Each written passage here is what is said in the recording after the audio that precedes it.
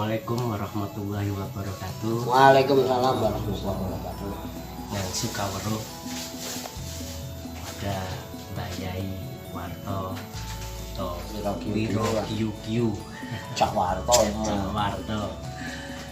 Mbah, ini saya dengan bapak-bapak majelis taklim di Padepokan Songgolangit. Ini mau bertanya tentang situasi di zaman sekarang, Mbak, yang banyak perubahan mengharuskan kita siap tidak siap, kita harus mengikuti perubahan itu, baik itu di sektor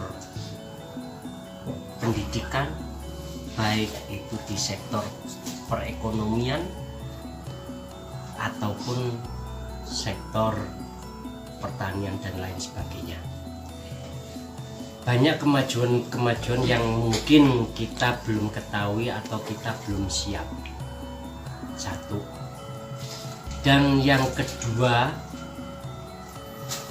pernah saya itu baca serat Jongko Joyoboyo yang bunyinya begini: hamenangi zaman edan, ora edan ra keduman, arep edan atine ra tekan, bejo bejane wong kang lali, isih bejo wong eling lan waspada. Ya, mungkin penggalannya cuman segitu yang saya ketahui. Artinya di zaman sekarang ini banyak orang harus mengikuti teknologi, perkembangan teknologi, harus melek yang namanya kecanggihan internet.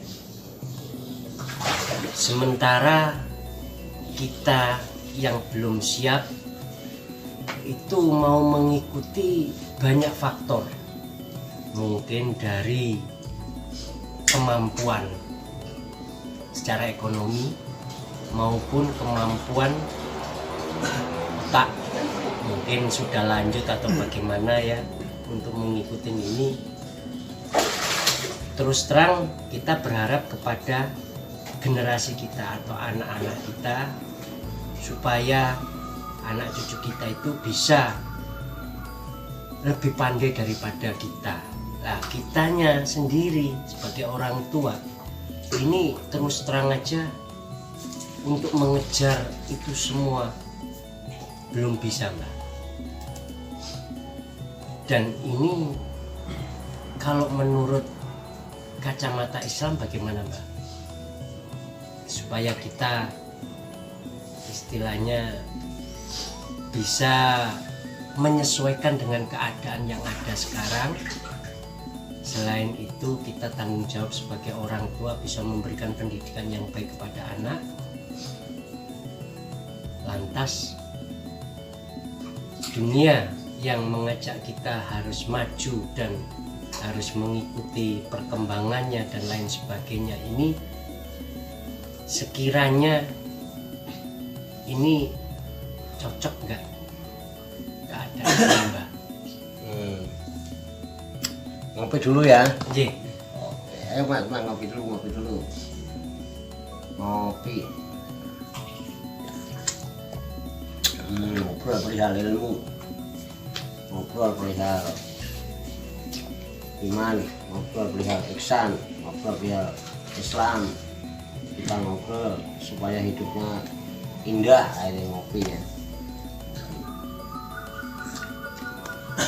Alhamdulillah. Cuplikan apa tadi? Serat Jongko Joyoboyo. Ngalami zaman edan, menangi zaman edan, ora edan ora keduman, sabeja-bejane wong kang lali, isih bejo wong kang eling lan waspada. Itu ramalan. Warsip ya. Ngalami zaman edan. Nah, apa menurut sampean sekarang ini udah zaman edan? Nah, ya itu.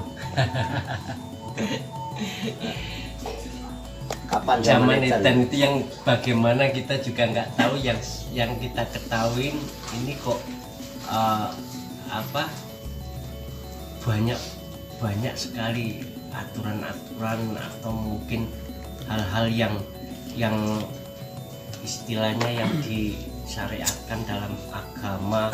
Kalau kita menerjang itu jelas salah, tapi kalau nggak kita lakukan, kita nggak takut nggak bisa makan, gitu loh Pak. Edan, pengertian edan itu kan hilang ingatan, hilang akal, nggak pakai akal lagi, nggak pakai pikiran, nggak pakai ingatan ya. Hidup tanpa kendali, sakar dewi, saya naik dewi. Edan itu kan. Kita akan menangi zaman edan. Ya, segala sesuatu tanpa kendali, tanpa apa. Nah, masalahnya manusia ini, karena kalau nggak edan nggak keduman ya kan. Arep ngeden atine ra tekan. Nah, arep ngedan atine ra tekan. Kenapa atine ra tekan? Timbang ra keduman.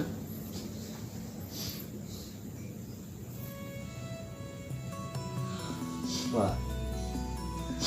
Nah, itulah naluri.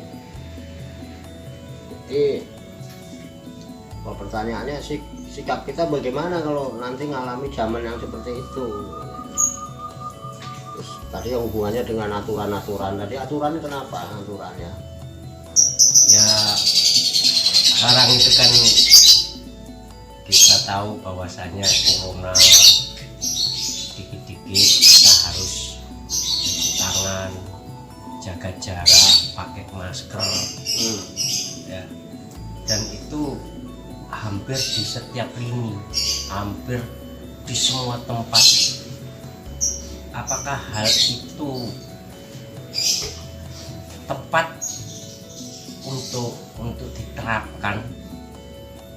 Seperti halnya kalau kita di keramaian mungkin bolehlah kita pakai masker.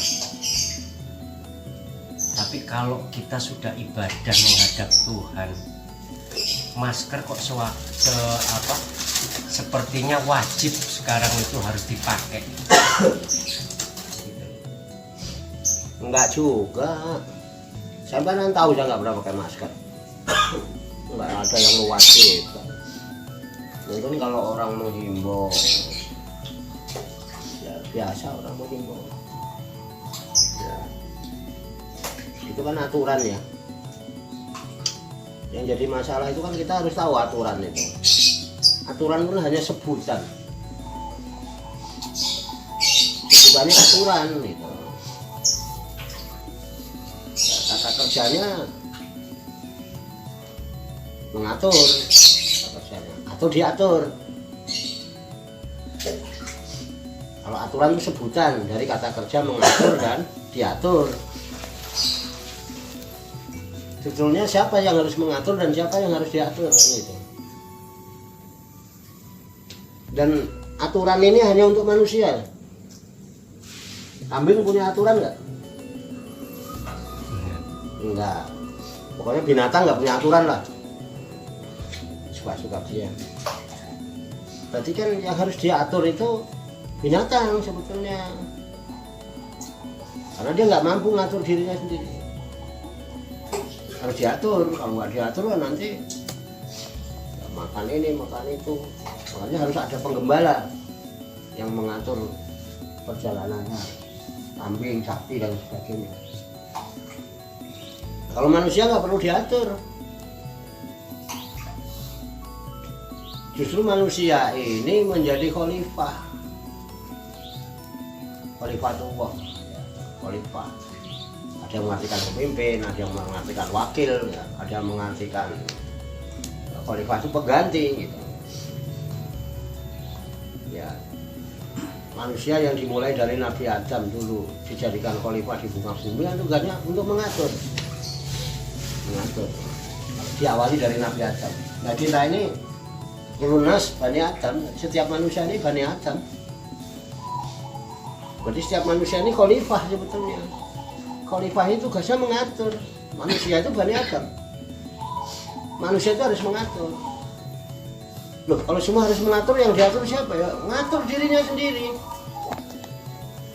Yang diatur ya jiwa binatangnya, jiwa setannya. Ben aja dadi wong edan. Gitu loh. Kok manusia dikasih akal, dikasih pikiran. Gitu. Jadi kita yang mengatur diri kita sesuai dengan kehendak yang menciptakan kita.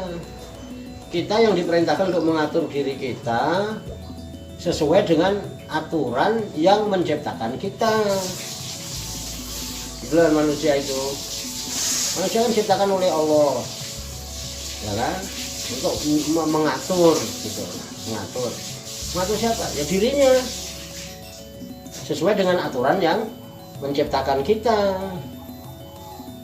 Makanya lalu Allah memberikan petunjuk-petunjuk. Kalau orang menciptakan mobil, menciptakan kipas angin, menciptakan TV, itu ada bukunya tuh biasanya tuh. HP aja ada bukunya. Namanya katalog. Wah, kalau HP ini gini-gini, lihat katalog. Misal motor kok begini, lihat mobil gini, lihat katalog. Kok ada hal ininya yang kurang baik ya, ininya. Nah, manusia juga begitu. Allah ciptakan manusia, insan ya, insan. Nah, suruh ngatur diri kita sendiri. Kalau ada diri kita yang kurang enak rasanya, ya lihat aja di katalognya. Nah, katalognya itulah sekarang berupa kitab Al-Quran ini sebagai petunjuk. Nah, petunjuk ini baru berguna kalau kita bersikap sesuai dengan petunjuk itu. Nah, terus yang harus diatur apa? Jiwa kebinatangan yang ada di diri kita.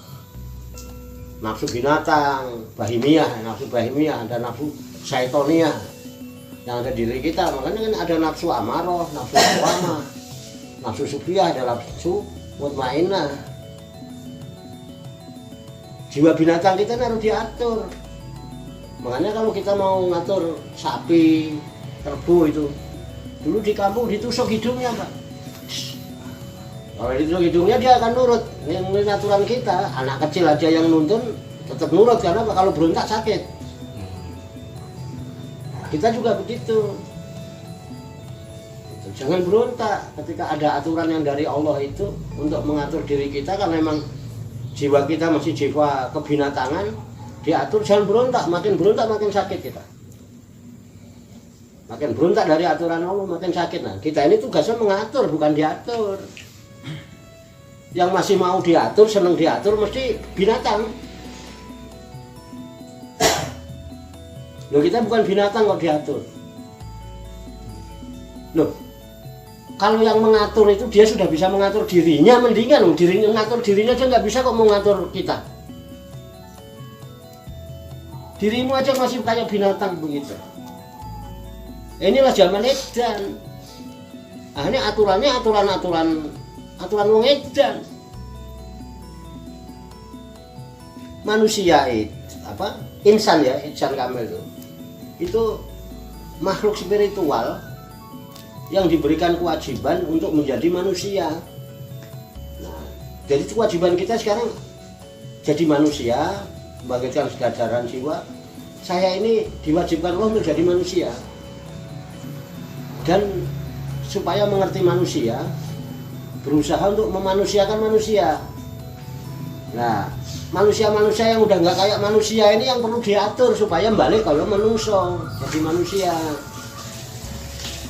Yang diatur itu binatang loh, jadi kita punya manusia kalau diatur. Kalau manusia nggak usah diatur, ikutin aja aturan yang menciptakan manusia. Itu. Nah, nanti kalau masing-masing punya kesadaran, saya ini khalifah, sampean khalifah, masing-masing ini khalifah.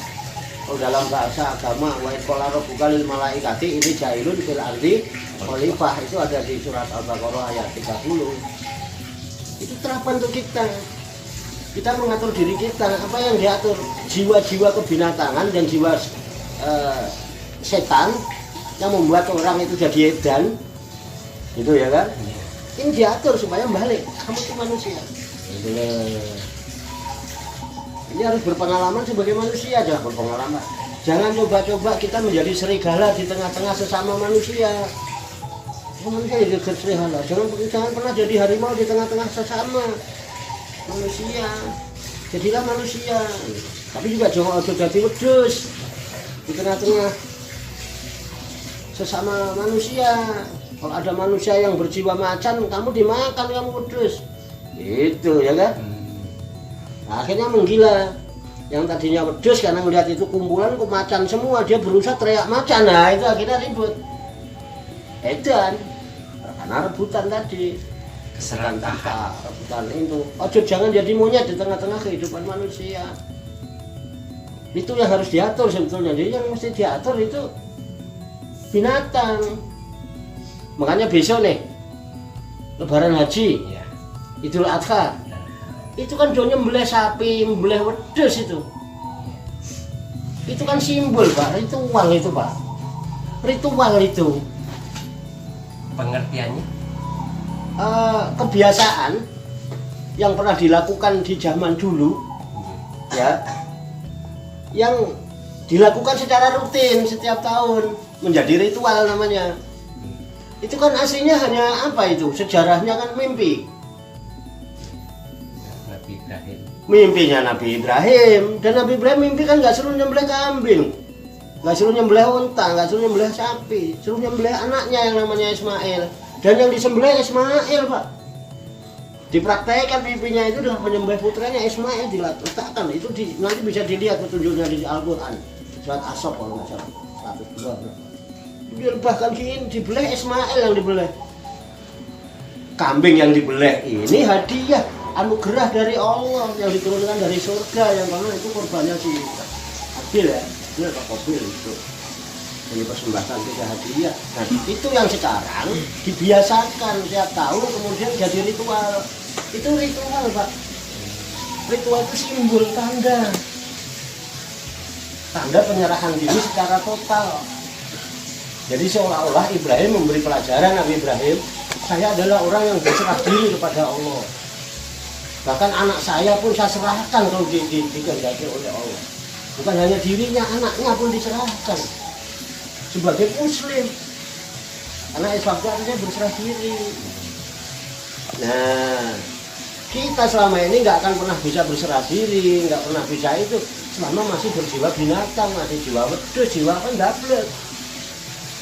Nah itulah yang perlu dikoloi hidungnya, yang perlu diatur. Ngomong ngatur awake dhewe gak iso kok ngatur wong liya. Piye, Bro? Ya kan sekarang aturan-aturan ini loh. Kalau yang membuat aturan itu manusia, dia mesti membuat aturan sesuai dengan kehendak yang menciptakan manusia. Apalagi dia tahu yang diatur sesama manusia. Mesti aturannya sesuai dengan kehendak yang menciptakan manusia. Nah nggak sesuai yang nggak dipakai. Kenapa diatur-atur lagi? Kan aturannya Allah udah begini. Aturan dicontohkan oleh Rasul ngatur begini.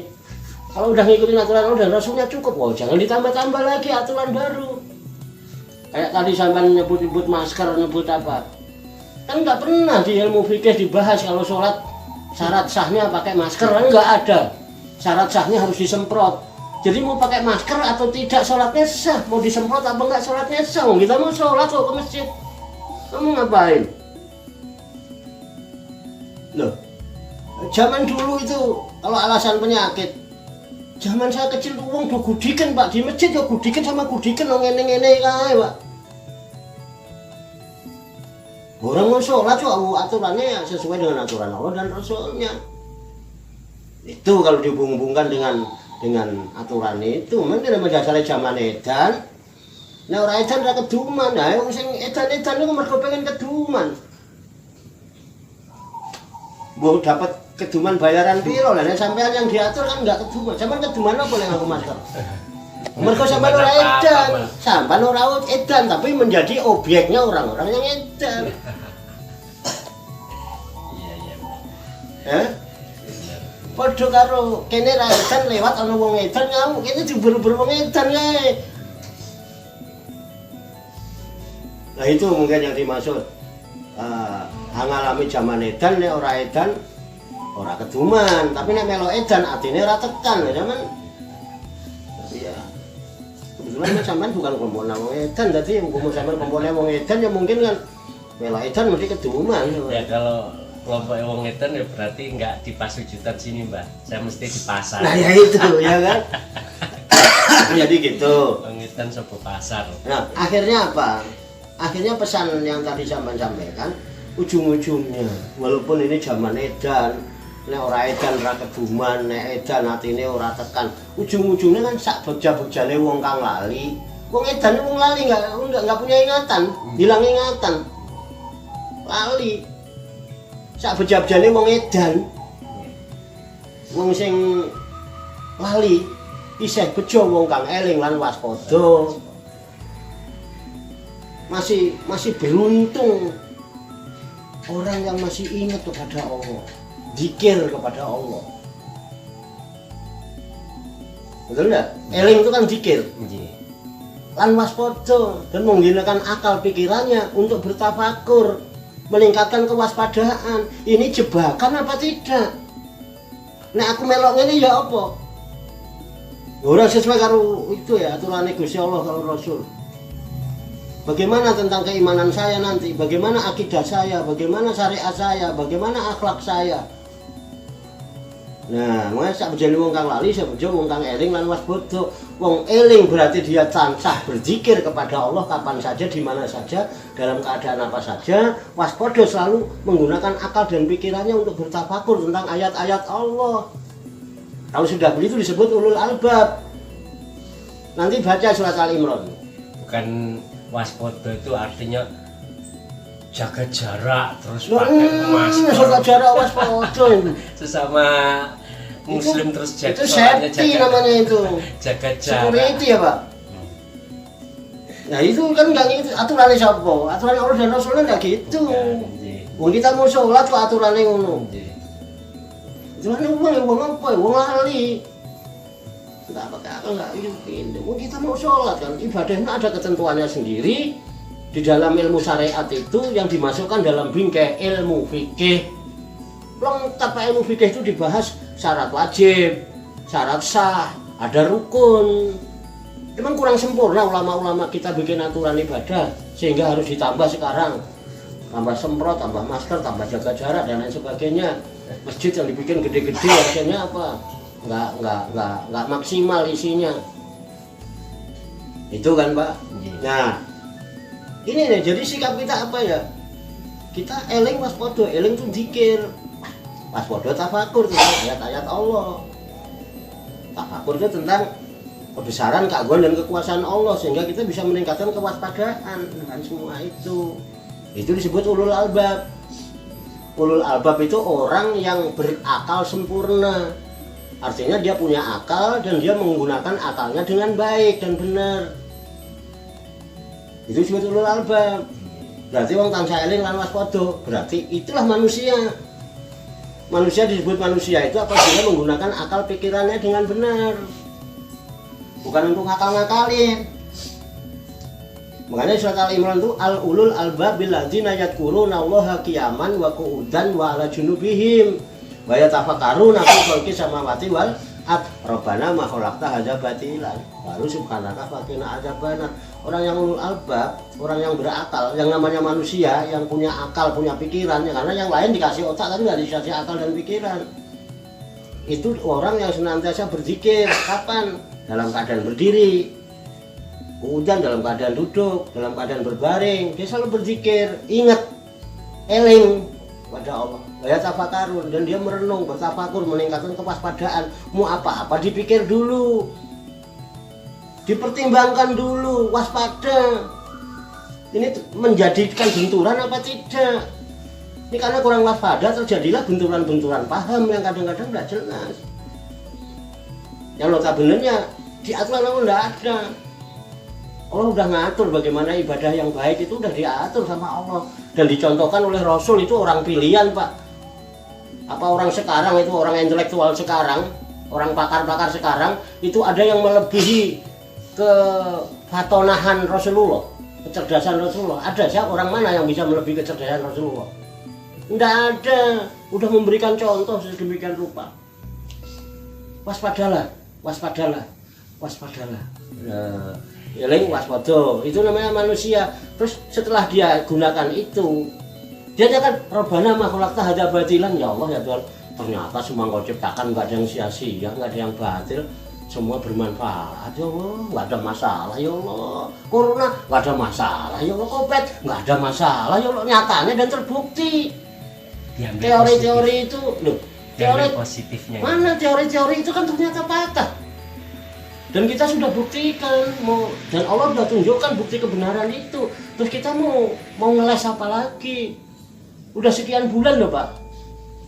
Kalau tadi alasan masker segala macam tadi, kita udah buktikan teori-teori itu tidak mutlak kebenarannya.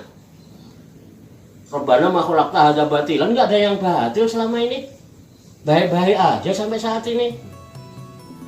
Nah akhirnya subhanaka faqina adzabannar, kalau udah nggak ada masalah ya Allah di dunia ini, ya udah masuk engkau, tani jaga kami ya Allah, jangan sampai saya masuk neraka. Dari siksa neraka kan begitu, itu hanya manusia yang begitu. Jadi manusia tidak perlu diatur karena manusia udah punya aturan dari yang menciptakan manusia. Kalau manusia sadar untuk ngatur dirinya masing-masing, negara ini beres Pak, nggak perlu pemilu, tinggal gantian aja ya Pak rek. Sesuk sing jadi presiden apa entah siap nggak ya? Ya mas nggak apa-apa, ya presiden sama ini so ngatur awake dhewe, rakyatnya udah bisa ngatur dirinya masing-masing, menterinya udah bisa ngatur dirinya masing-masing, beres pula. Korupsi enggak? Ya, Ada penipuan enggak? Oh enggak, amanah. Begitu bro. Ojo ngedan apa? Zikir tafakur. Itu solusi dari zaman edan ini menurut Islam. Oke bro. Nah, aku durung cerita Sunan Bonang iki. Monggo Pak Jur. Silakan.